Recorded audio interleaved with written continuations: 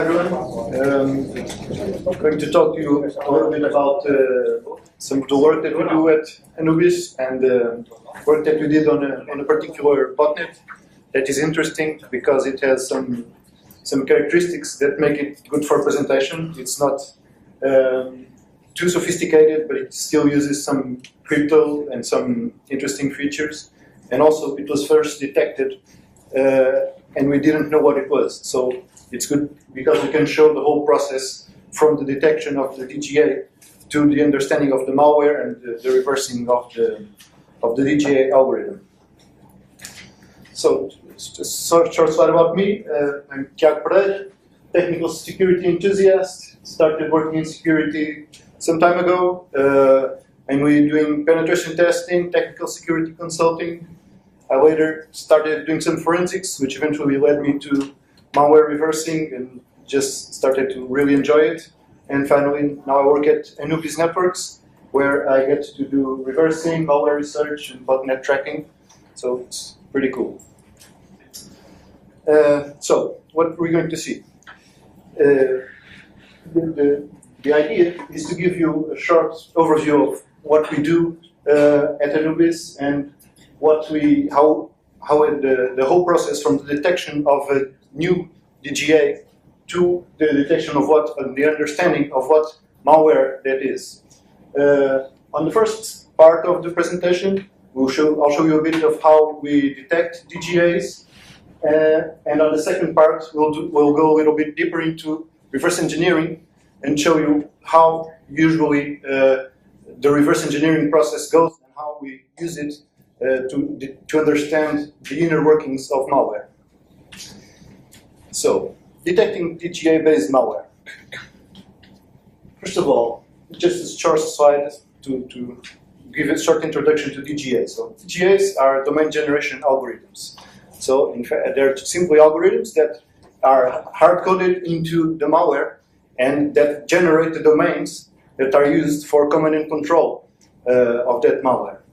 So, the main objective of using DGAs from a malware point of view is to increase resiliency. So it is harder to take down. If you take down one command and control center, the malware will keep on generating new domains, and all the attacker has to do is register one of those domains, and the malware will connect, the infected bots will connect to the new domain. So it's harder to take down these kinds of botnets.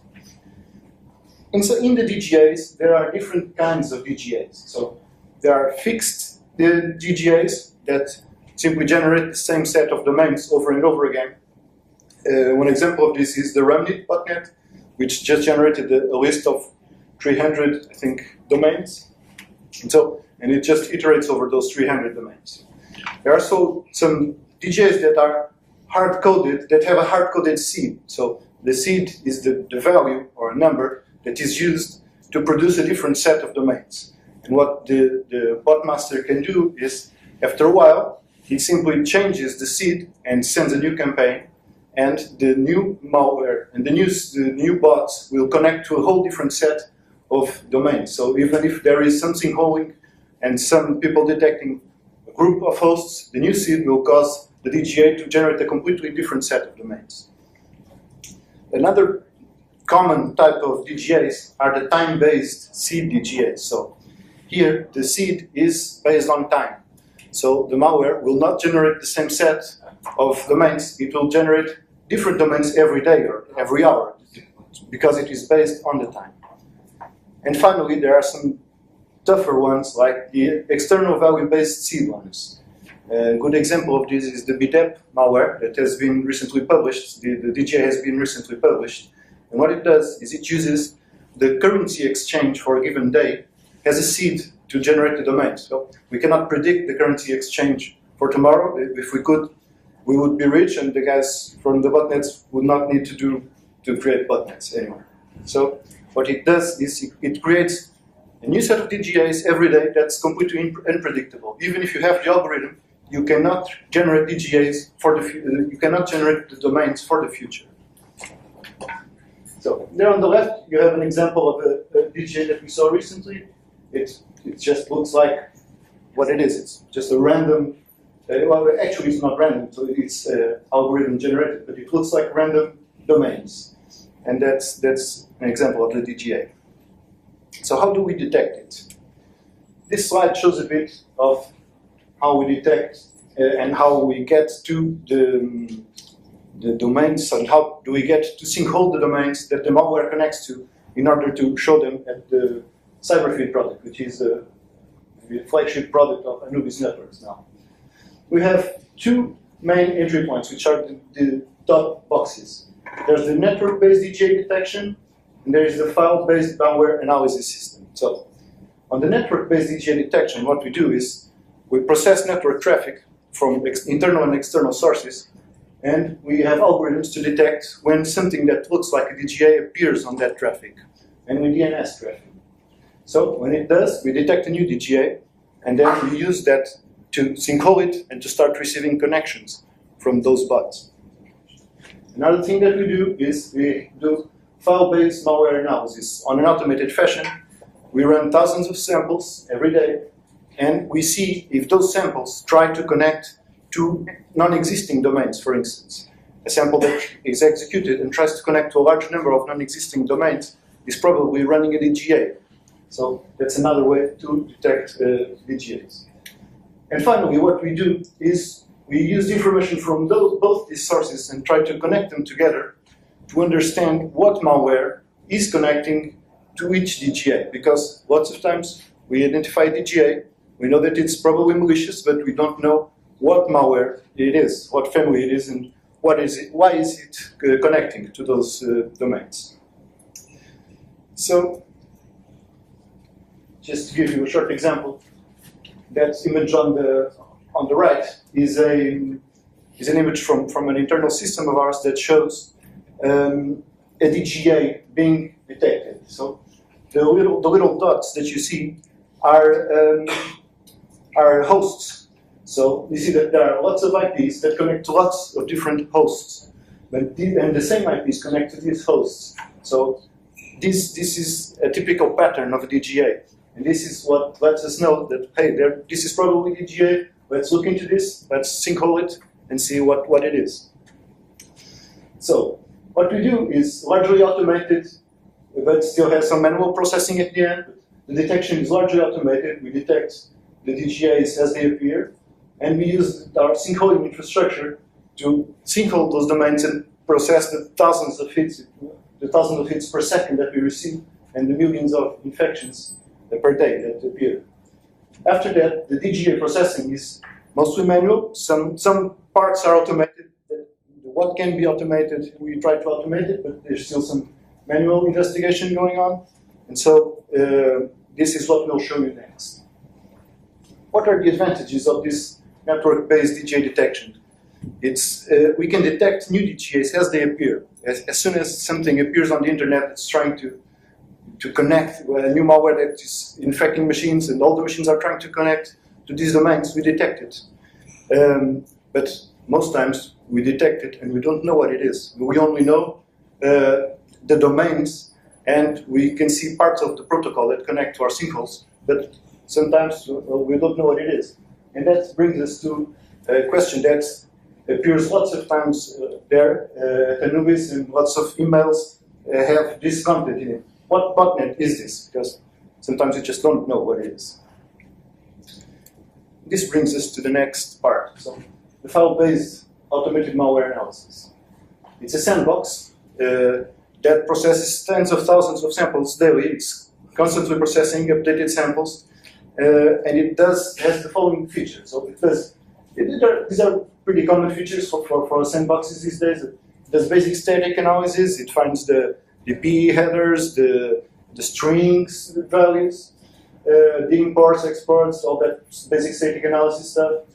It does dynamic analysis, so it runs the malware, and it tries to find what the malware does. So it sees what files it creates, what registry keys it creates or changes, mutexes, and network traffic, what network traffic it generates.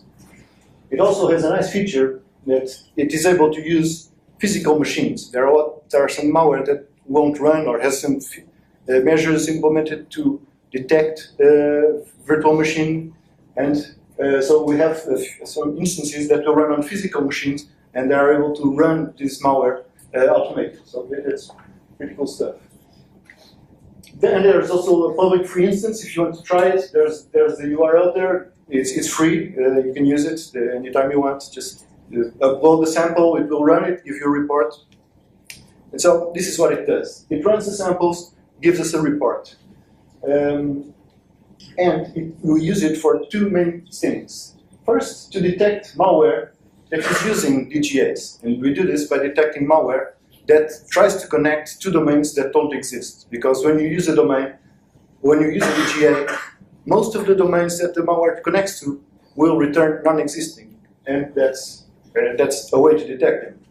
And the other main reason why we use this sandbox is to detect samples that are already sinkholed, because we detected them with our network-based analysis system, but we don't know what they are. We don't know what family or what malware does that. So we can implement YARA rules and snort rules into the sandbox and detect those patterns that we are seeing on our sinkholes. So we can get alerted as soon as the sample that matches those patterns is found.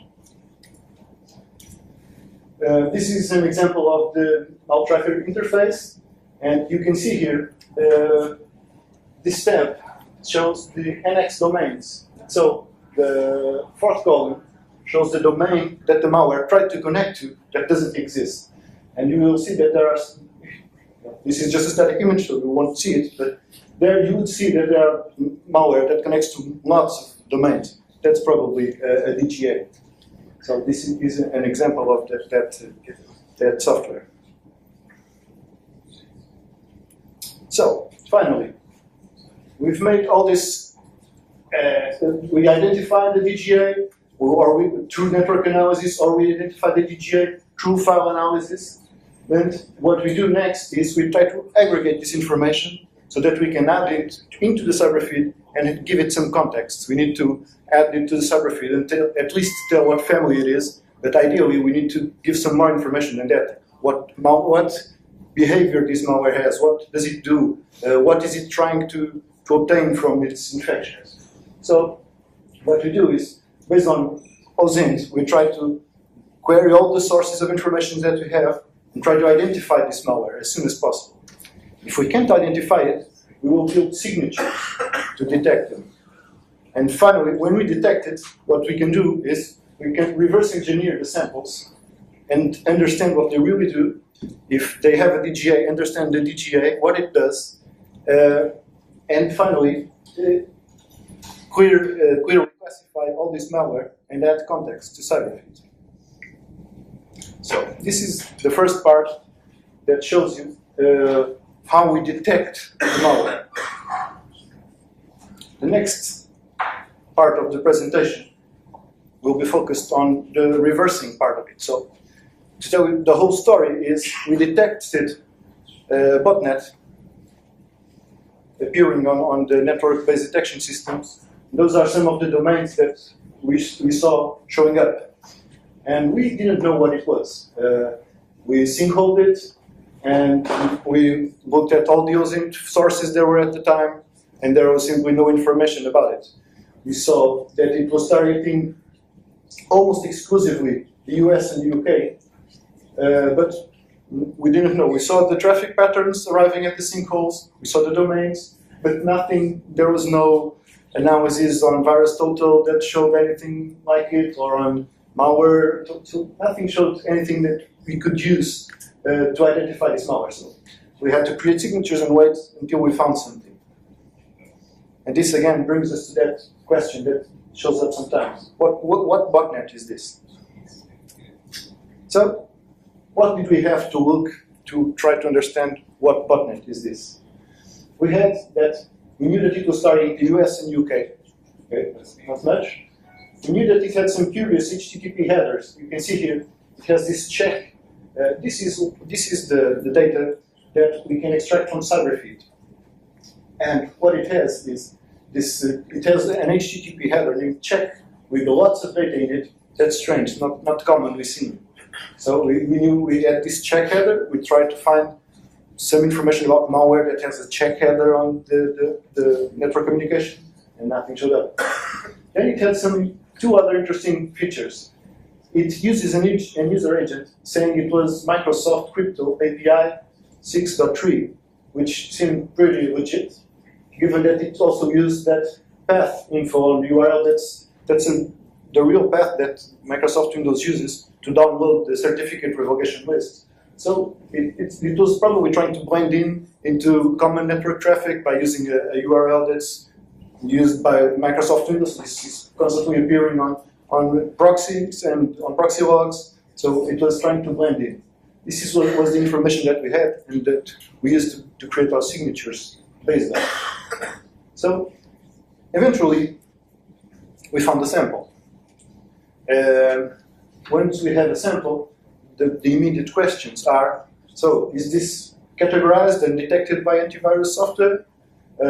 Is there somebody who made a reference paper on it, who already reversed this malware and knows what it does? If so, what does it do? And another important question for us is, do we have visibility over the whole botnet on our sinkholes? And if not, can we increase it? Because if you remember from the types of DGAs, if it is, for instance, a seed-based DGA, there can be several seeds, and we are only sinkholing one of the seeds, and we are not seeing the whole botnet, but just a small subset of it. So we need to understand what kind of DGA it is, to understand if we have it all, and if not, how can we get all the other seeds and increase our visibility.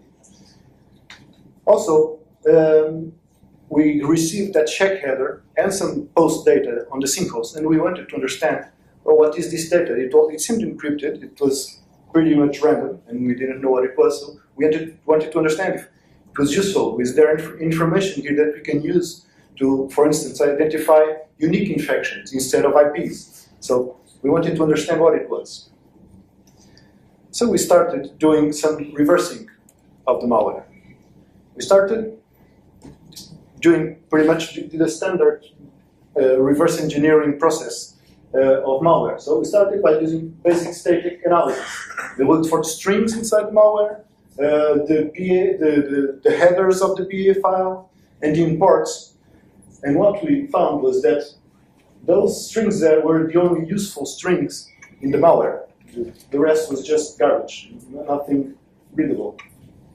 The imports were also only those. It's pretty small table of imports. So this told us that most likely this malware was packed. So most malware uses some form of packing in order to hide its contents and make the reversing process a little more difficult and to avoid antivirus detection. So what it does, it uses a stub that will have a section or a part of the sample or part of the file that will contain the real code in an encrypted or an encoded format, and then it will have a small part of code that it will decode the large part of the malware, and then it will jump to that part and run the real code. That's a simple overview what packing is. So it can use crypto, it can just use XOR, it can use several ways of doing it. So it was packed, okay? Not much we can see from basic static analysis. So we started by running it, and by running it, we saw some things.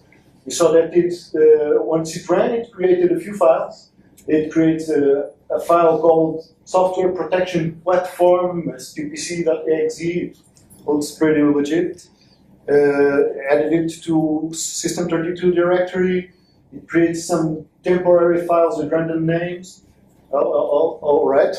And it uses a common key that's used for registry key that's used for persistent. So it added itself to current version run. So every time that the user logs in, it would run. So it uses this feature to add persistence on the system. And then, if that wasn't enough, it still had this second mechanism for persistence. So it created a Windows service that also pointed to that first file. And finally, it started to try to resolve all those domains on the DGA and try to connect to them.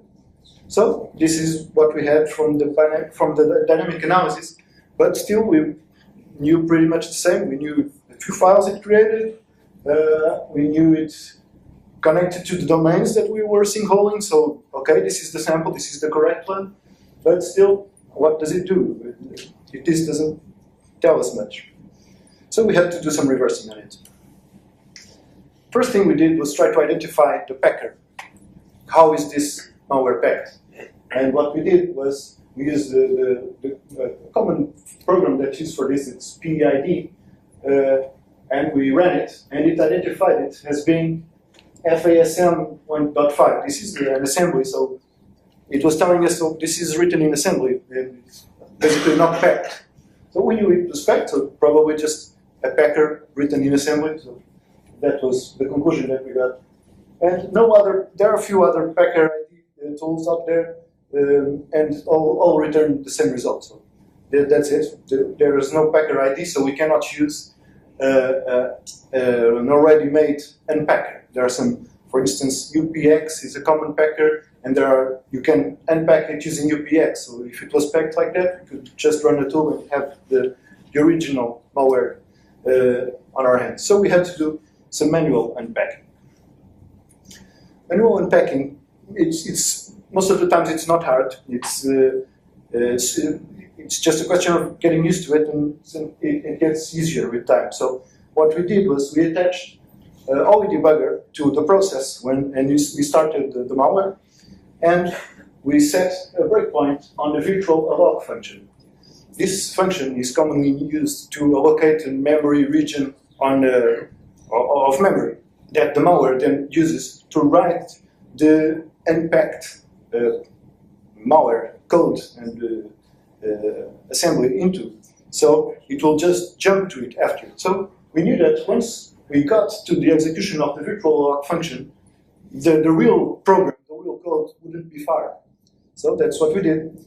And after that, we just got the return value from virtual alloc, which gave us the memory section that was created to store the real code. And then we just created breakpoints so that when the code started running in that section, we knew, well, okay, this is now the original code that was packed. So, and at that point, we would dump the process. That's what we did. We have some examples here that show what we did. So, here in the first image, you'll see the virtual alloc function just finished being called. And then you can look at the EAX register on the end. There's a red circle in it that shows you the return value of the function. So we knew that probably this malware the original code would be written into that section.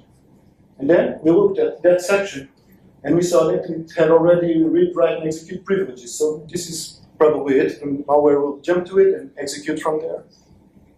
So what we did was we just set a few breakpoints, and finally the malware landed on this section. Once it landed, here it's not very easy to see, but in this lower section you can see the MZ header that's typical from the beginning of a PE file, and there is the beginning section. So we just used a plugin for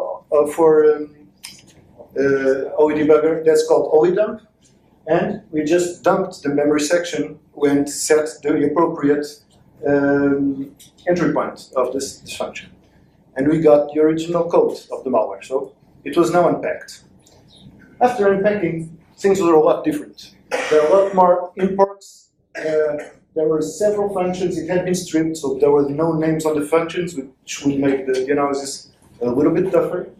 And there were lots of strings now that had some meaning. So we could see, for instance, there the URL, the path, the PKI, MS-corp. So all of that was now accessible, and we could start reversing it. So after unpacking it, we wanted to know, well, what does it do after all? And it was, by simply running strings, we saw a lot of information that gave us clues about what it did. So it had strings like screenshot, probably takes screenshot, and a lot of functions that are used to take screenshots imported also. It had the sysinfo, something probably gathers system info. It had that .pdf and .exe in it. So there's something with PDFs, and it had some strange names, but it gave us an idea of what it did. It also had that group of comments that we could run that give it the system info, task lists, drivers, registry keys, so it pretty much gathers some information. That's what we saw.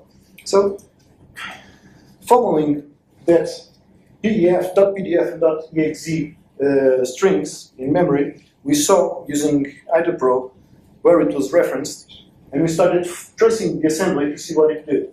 And we got to the function, and we understood by just skimming it.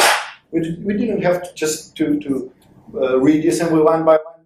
Most of the times, if you just skim through the code and see what calls are being made, what system calls are being made, you get the general idea of what it is doing. So what we saw was that it was actively searching for .pdf and .exe files on the system, and it then did something to it and replaced them with the same files. For instance, if it was a .pdf file, it would replace it with a file that was with the same name and .pdf.exe. So it was probably infecting the files with itself, and that's in fact what it was doing.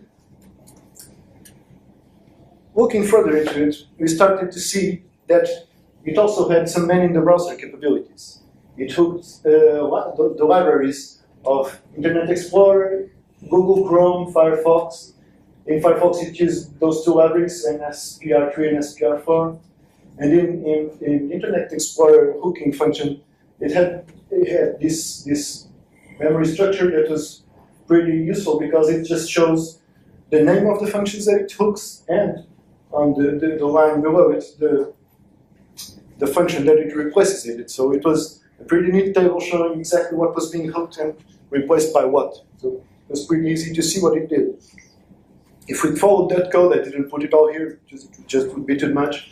We saw that it was capturing every post that the browser did, every HTTP post, and sending it to the command and control.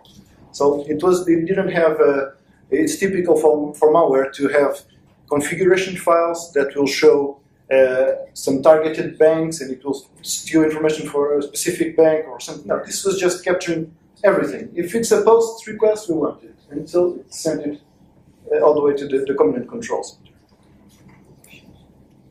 So after this, we just walked through the code, and we found the main loop after each beacon sent to the command and control code. So every time it sends a beacon to the command and control code, when it receives the answer, it did one of these three things. So it would take a screenshot, or it would execute the file, or it would run the sysinfo command. Of course, these names, we gave them these names. The names were just random numbers that it was the numbers that IDOPRO usually gives them, and so it didn't have any meaning. So we had to manually, while we were reversing it, give them useful names, so it was easier to read. So at this point, we knew pretty much what the malware did. So we had a few other answers we wanted. So we wanted to know what the DGA was, what it looked like, and we wanted to know what the network protocol was and if we could extract information from it. So we started work on discovering the DGA. To discover the DGA, the same kind of method was used. So we found a string that we knew, actually not a string, we knew that it connected using HTTP, so we looked for HTTP related libraries that made a request. And we found Internet Open and a few other related libraries, and we know, okay, this is the function that makes the request to the C2.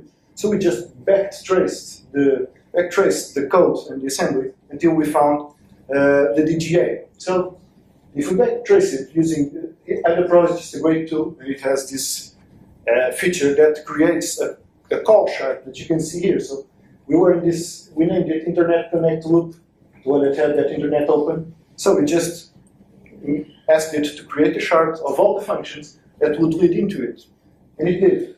And so we saw that it was called by post data, screenshot, sysinfo, and they all went through this function that we later named repair connection. So most likely the prepare connection is getting the domain that will be used for the connection. So that's where we started looking.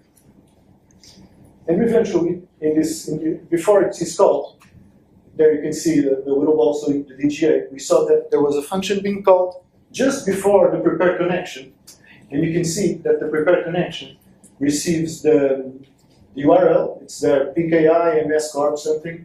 It receives the HTTP method, post, receives the sysinfo, and it also needed to receive the domain. And it did because it was built on that previous call to a function that had no name, but we renamed DGA. So I started looking into that function. It was not too complex, but it had it had several sub-functions. Eventually, there we had to read each assembly line and just reverse it back into code. And so what you can show here is that this last line shows you the last part of the algorithm, where it decides if the top-level domain will be .info, .org, .net, or .com. And that section shows you, if I can, yeah.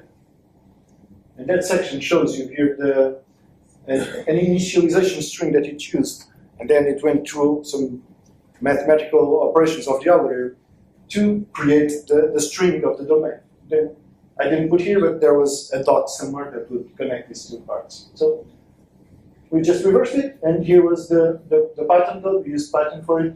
So this is this part, so it's the same algorithm but in Python, and this is this part. So it has this initialization string, and then it goes through some operation, and it just generates the domain. So at this point, we had discovered the DGA, and we could now add it to our DGA database, and we knew that it was statically seeded. Here is the whole DGA code, and if you look here, this value, this seed, is included. It was included in another section of the code. It was actually a little bit hard to find, but it had a value that was on a global variable, and the malware writer used this, and he could at any time change the seed, and the malware would just try to connect to other domains, and would generate a different set of domains. So we knew that we might not have coverage of the whole botnet, and we might just be seeing one seed of the botnet and not the whole. However, we started searching VirusTotal and getting our hands on every sample that we could get that was related to this malware, and we didn't see any sample that had a different seed. So that was it. Unfortunately, after some time after we started reversing it,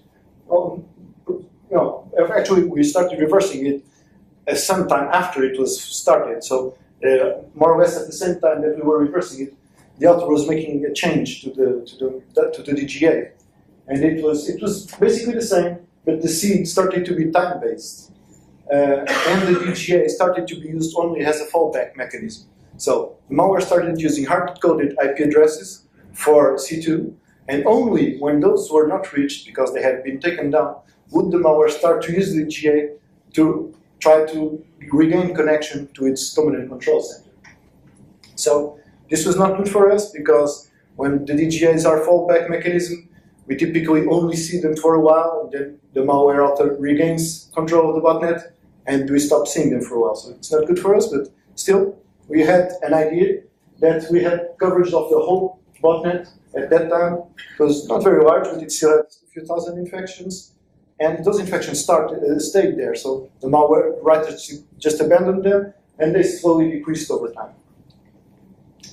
So we had the DGA. It was nice. We knew what the malware did. We knew how it was connecting to us. We knew that we had coverage of that whole botnet, that version at least. And we needed to understand the network protocol. So this is an image from Wireshark that shows the HTTP request that was arriving at our sinkholes. So it was a common post request that faked the Microsoft certificate revocation list download request. It was strange because it was a post to download a certificate request, a certificate verification list, which was strange. It had that check header that was strange, and then the post data, and it all seemed encrypted.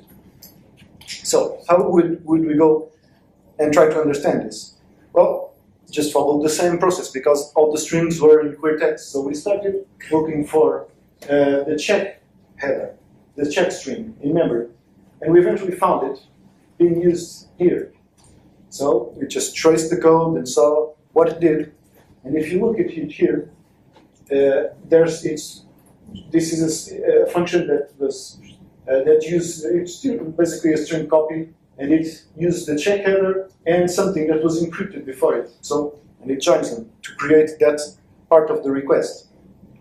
So we now knew that it was what it was. We needed to know how it was built, and to do that, we saw just trace the code a little bit upper, and we found that this string was also used, and it was most likely the thing that was used to being sent to the encrypt function. And it didn't have this content. So the check header had a version, client, computer name, DOS, groups, some information, the start time, the last seen time. So this was what was in those check headers. So okay, it's useful. It would be nice to get the computer name and the client and the group. This group would most likely be the botnet. Usually botnets, or some of them, are grouped into logical groups so that the bot masters can list them or keep track of what are new infections and old infections. So it would be nice to see if the group changes, if we have several groups. So we started to see if we could understand how the network protocol was being encrypted. That encrypt function that I showed here, we opened it, and it was scary. It was enormous. It had lots of sub-functions, and none of it was had names in it, or symbols, so it was just terrible. And it would take forever to try to reverse it line by line. So what we did was we used a combination of static analysis, dynamic analysis, guesswork, and trial and error. So first, we tried to identify each of the sub-functions without actually reversing them. To do this, I'll show you how we did this, but next we would skim through the assembly code to understand how they would connect to each other. And then finally, we would dynamically analyze the malware with OE debugger to try to understand the missing bits and to verify any assumptions that we would make during the process. So, to understand what functions were called without reversing it, there are some tools that can be used to identify common cryptographic routines, and we knew this had to have some crypto in it. So what we did was we ran a very cool tool that's Idoscope. And Idoscope, what it does, it just searches through the binary code, and it looks for magic numbers, cryptographic magic numbers, and lots of cryptographic functions use them. For instance, we saw this magic number that was related to RC6. We saw this one that was related to CRC32. A lot of MD5 magic numbers, pseudo-random number generated. So we knew that in the functions that contained each of these magic numbers, well, the function that contained this was MD5, the one that contained this was CRC32, this was RC6. So we already knew some things about it. Next, we just needed to connect the dots. After that, there were still a few functions remaining that we didn't know what they were. But looking at strings, we saw that it had embedded a version of APLib. This is a library that's used to pack, commonly used to pack malware, but it has some compressing function. So the malware is using this to compress part of the payload so it wouldn't be so large. And so connecting the dots, we saw that what it did was it ran the pack function to pack the payload. It then created a checksum. It encrypted it. In the encryption, it used the pseudo-random number, it used MD5, and it finally used RC6. So I just went through it, looked at it, and what it did was this. So this is the conclusion that we got. It uses the query text data, and it uses this for both the check header or the post header or the post data. So it uses the same function to encrypt it. So it gathers the query text data it wants to send. It finds its size. It adds it here to the structure. It packs its content and it adds it to the structure. Calculates a checksum and adds to the structure. Then it encrypts this using RC6 with the random key that was generated by the pseudorandom number generator, and it uses an MD5, and it concatenates this MD5 with the random key, and it encrypts it using asymmetric crypto. The asymmetric crypto part was the tough part because most asymmetric, at least not RSA or the most common ones, don't use magic numbers, so we couldn't find them that way. So finally we got to the payload, which was encrypted payload, and at the end it had the key and the MD5. Unfortunately, because it was asymmetric crypto, we could get the public key, not the private key, and so there was no way we could decrypt this. So it was a nice exercise, but we would just still see random data arriving at our singles. So, just to finish up, what we did, we found a new unknown DGA on the internet. Our mechanism started detecting what seemed to be a pattern, what seemed to be a DGA. So we synced it and started analyzing the traffic that came into it. We looked for it, tried to understand what it was. We couldn't find it, so we created signatures and waited for a sample. When we found a sample, we just reversed it to understand what it is, what was the DGA.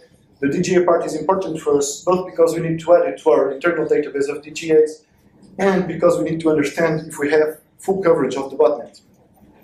And finally, we didn't need it, but we wanted to understand the network protocols to see if there was some useful information that we could extract. So this is it. I hope you found it entertaining at least. So if you have any questions,